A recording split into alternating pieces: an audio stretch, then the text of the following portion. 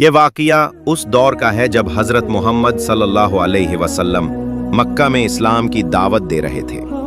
लोग तरह तरह से आपको रोकने और तकलीफ देने की कोशिश कर रहे थे।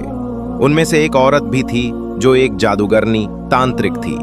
वो रसूलुल्लाह सल्लल्लाहु अलैहि वसल्लम की दावत से परेशान थी, क्योंकि लोग अब जादू, तंत्र मंत्र और बुत परस्ती से दूर होकर इस्लाम की तरफ आ रहे थे। उस जादूगरनी ने फैसला किया कि वो रसूलुल्लाह सल्लल्लाहु अलैहि वसल्लम पर जादू करेगी, ताकि उन्हें बीमार कर दे या उनका असर लोगों पर कम कर दे। उसने कई दिनों तक अपने तंत्र मंत्र और जादू से काम किया और फिर एक कपड़े में गांठें लगाकर रसूलुल्लाह सल्लल्लाहु अलैहि वसल्लम के बालों और कंघी का इस्तेमाल करके एक जहरीला और नुकसानदायक जादू कर डाला। कुछ दिनों बाद नबी सल्लल्लाहु अलैहि वसल्लम को हल्का बुखार और कमजोरी महसूस होने लगी। कई दिनों तक हालत ऐसी रही कि आप सल्लल्लाहु अलैहि वसल्लम को अजीब से सपने आने लगे, जैसे आप कोई काम कर रहे हैं जबकि असल में नहीं कर रहे।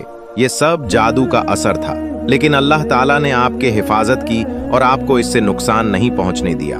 फिर एक दिन जिब्रील अलैहिस्सलाम नाजिल हुए और उन्होंने हजरत मोहम्मद सल्लल्लाहु अलैहि वसल्लम को बताया कि आप पर जादू किया गया है, और वह जादू बनु जुरैक के कुएं बिर्रे ज़रवान में एक पत्थर के नीचे छिपा हुआ है। जिब्रील ने यह भी बताया कि किसने किया, कैसे किया और कहां छिपाया। रसूलुल्लाह सल्लल्लाहु अलैहि वसल्लम ने कुछ सहाबा को भेजा। उन्होंने जाकर उस कुएं से जादू के सामान को निकाल लिया। जब उसे खोला गया तो उस पर गांठें लगी थीं। अल्लाह ने हजरत मोहम्मद सल्लल्लाहु अलैहि वसल्लम पर सूरह फल्क और सूरह नास नाजिल की। ये दो सूरहें मुअव्वज़तैन कहलाती हैं। जैसे जैसे रसूलुल्लाह सल्लल्लाहु अलैहि वसल्लम ने हर आयत पढ़ी, हर गांठ खुलती गई और आपका असर धीरे धीरे जाता रहा।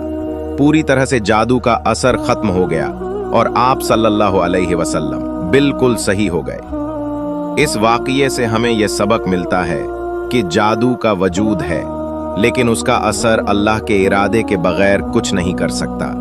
सूरह फल्क और सूरह नास जादू और बुराई से बचने की सबसे ताकतवर दुआएं हैं। नबी सल्लल्लाहु अलैहि वसल्लम भी जादू हुआ, लेकिन अल्लाह ने उनकी हिफाजत की और हमें भी सिखाया कि बुराई से कैसे बचा जाए।